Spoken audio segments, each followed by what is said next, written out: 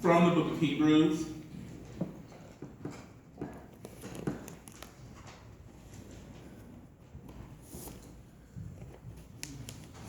From the book of Hebrews, the 7th chapter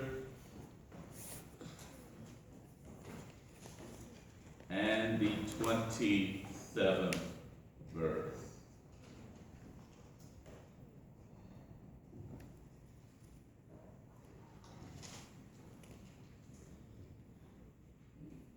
Book of Hebrews, 7th chapter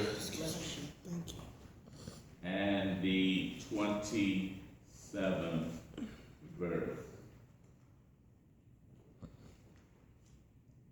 He doesn't need to offer sacrifices every day as high priests do, first for their own sins, then for those of the people. He did this once for all when he offered himself. He doesn't need to offer sacrifices every day as high priests do, first for their own sins, then for those of the people. He did this once for all when he offered himself. The title this morning is The Sufficiency of Christ. The sufficiency of Christ.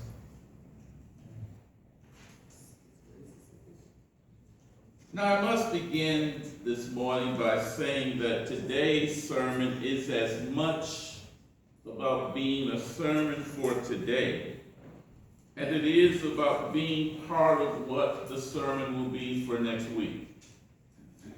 There's a certain sense in which we can say that today's sermon is part one of the sermon that we will have for next week. Our passage today, the writer of Hebrews is continuing a line of reasoning that he began in chapter 4. The writer is explaining to a mostly Jewish audience why Jesus is a greater high priest. He tells us in chapter 4, verse 15, "For we do not have a high priest who is unable to sympathize with our weaknesses, but one who has been tested in every way as we are, yet without sin. Because he is able to sympathize with every weakness we have, every pain, every trial, every hurt, every grief, every circumstance we have or may experience, everything that we will go through, because he is able to sympathize, because he has experienced these things himself. We can now, through him, go boldly to the throne of grace because he's opened the way for us. His sacrifice opened the way for all of us, for any and all who would call upon him to go directly to God. Here in chapter 7, the writer tells us that Jesus' priesthood surpasses those of the Levites because his priesthood is forever. Notice in verse 23 it says, "The Levites were prevented from remaining in office because of death. The Levitical high priest was only high priest as long as he lived. And when he died, they had to choose another high priest. And when he died, they chose another high priest. And continuously, a new priest had to be chosen after the death of the high priest. And while the priests could not remain in their office because of death, Jesus remains forever. Yes. He holds his priesthood permanently. So Hebrews tells us, therefore, he always is able to save those who come to him through God, since he always lives and intercedes for them. While the priesthood of Jesus remains forever, there's something far more important about his priesthood.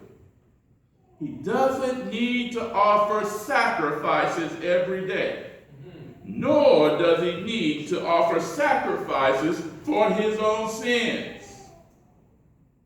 Think about the ancient temple. Every day, sacrifices were being made on behalf of the people.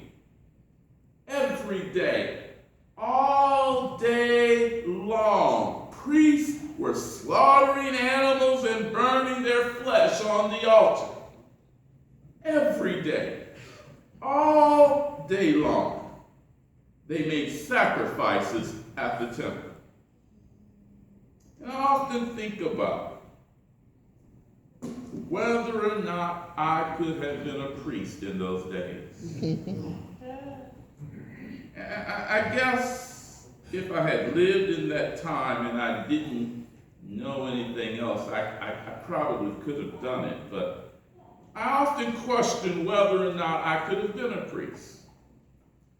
I just don't think I could take a knife and slaughter an animal. First, I'm too squeamish for all of that blood and all that.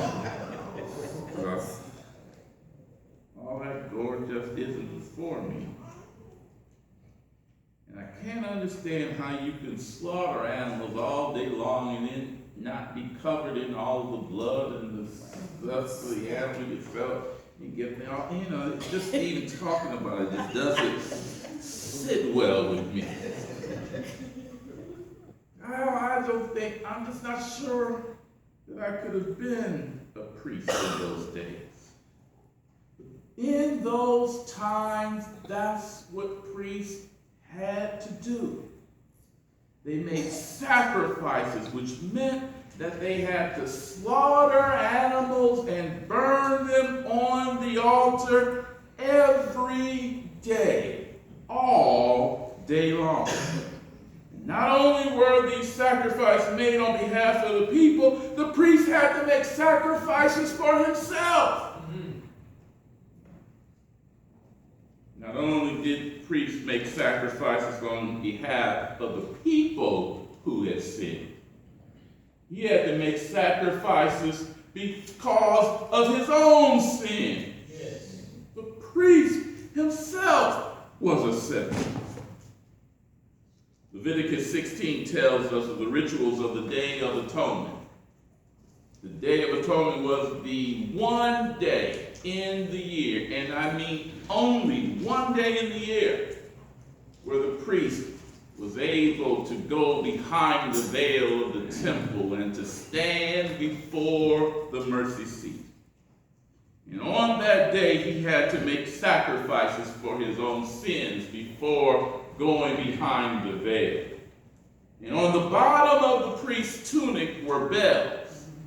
And the bells were tied to the bottom of the tunic so that as he walked around the mercy seat, you could hear the sound of the bells ringing from outside.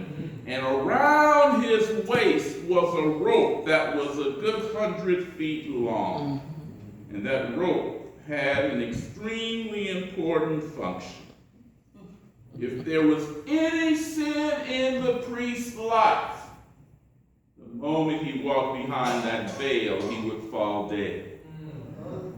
But because all of the other people were also sinners, no one could go in to retrieve his body. And the only way that his body could be retrieved is by taking that rope and dragging him out. Now, let me step over here. You see this rope I wear every Sunday? We gonna drag you out your house? No, you don't have to drag me out. You don't have to drag me out. But this rope I wear is reminiscent of that. It's a sobering thing to tie this rope around my body every week, because it reminds me of why it's there. And Janie, the reason you don't have to drag me out is because of Jesus' sacrifice. Amen. Because he made the sacrifice once and for all, no matter who and for all. We don't have to worry about falling before God because of our sins. He took our sins upon himself. And I'm thankful for that. It is sobering to tie the rope around my waist, but I know that when I come into this chance, I don't have to worry about my sins because Jesus holds my life. And I want you to know how seriously I take the performance of this office. How I prepare myself that there would be no infirmity that would keep me from being able to serve God and God's people, but yet, no matter how hard I try, I must always admit I'm still a sinner. Yes. But because he made that sacrifice once and for all, I don't have to worry. And you don't have to worry. Because he covers all of our sin. This is what the writer of Hebrews is telling us in this text. No longer do we have to make sacrifices every day, all day long. No longer do I have to worry about being too squeamish to carry out the requirements and the sacrifices of the priest, because we don't need to sacrifice animals anymore. No longer do I need to make sacrifices for myself or for you as God's people. All of this has been taken away. No longer necessary. Jesus made one sacrifice of himself, and that one sacrifice was sufficient for all.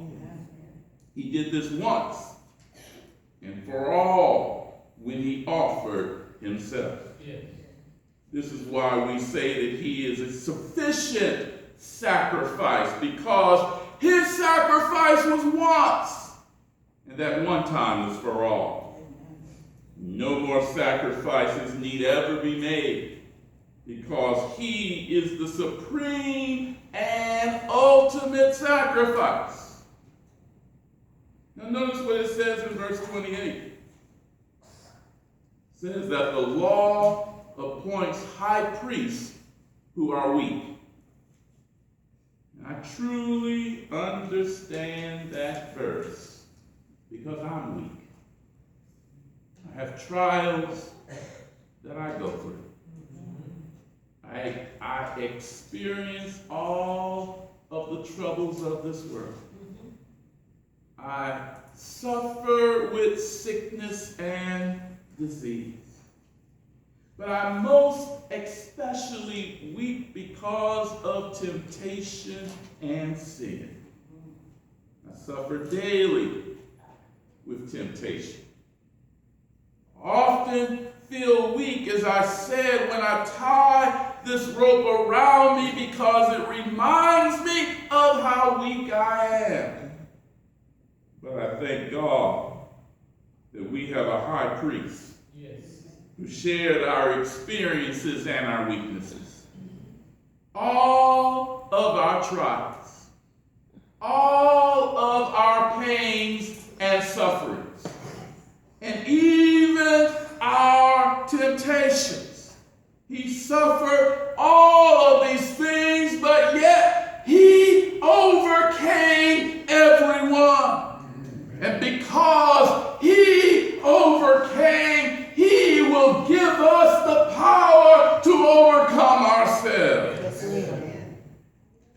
because of this, he is always able to save those who come to God through him. He is always able to save, and he intercedes on our behalf. Yes. All we have to do is go to him. Go to him, call upon him, and acknowledge our weaknesses and ask him for help. As the old hymn said, ask the Savior to help you. Yes. Comfort, strengthen, and keep. Yes. He is willing to save you.